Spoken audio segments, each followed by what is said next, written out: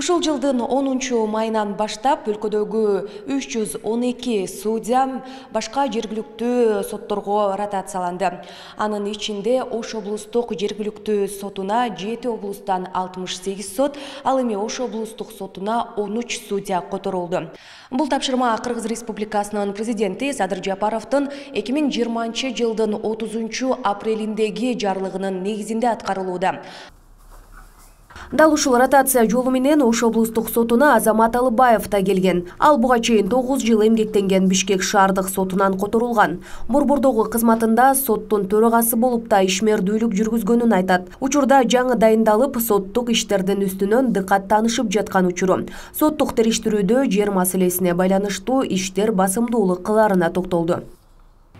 Биз азыр эми административдик иштер боюнча бөлүнүп, ушул иштер боюнча карап атабыз. Жалпы административдик иштер областтык сотто 70-100 чейин иштер бар экен. Эмки жумадан баштап график боюнча карап баштайбыз. Облустук сотко көп жылдык тажрыйбалары бар юристтер которулганын бул тармакта 22 жыл эмгектенген Азиз Досонбетов белгилейт. Ошондуктан кылмыш иштерин калыс жана мыйзам чегинде кароо үчүн убакыт талап кылынарын, бул багытта жарандарга түшүндүрүү иштерин жүргүзүп жатканы белгилүү болду. Бул орун алмашуу, коррупция жана кыргызчылык деген көйгөйгө жакшы таасирин тийгизерин белгиледи. Мурда келген иштер бар да. Соттор которулуп кеткен, соттор кабыл алган иштерчи.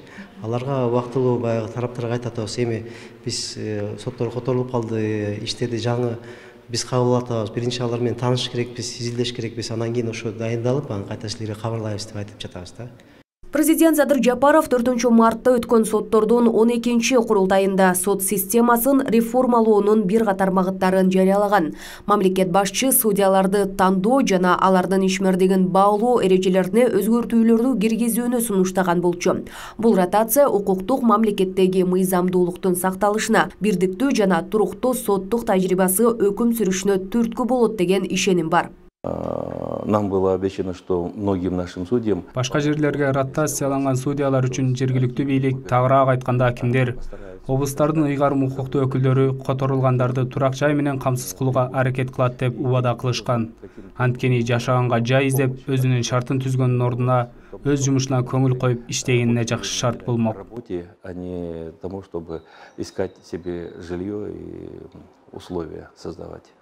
Кандай гана мамлекеттик орган болбосун, орун алмашып, которулуп турушу керек деп эсептейт Жогорку соттун мурдагы төрагасы жана учурда сот тутумунун ардагери Курманбек Усмонов.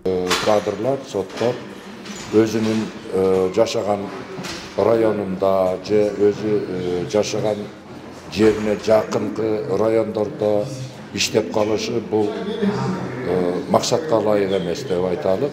Максатка ылайык эмес, ошон үчүн баягы объективдүү, калыс, баягы жердештердин, туугандардын таасиринен алысыраак болуш үчүн башка райондордо, башка региондордо иштегени туруш болот деген ойдомун.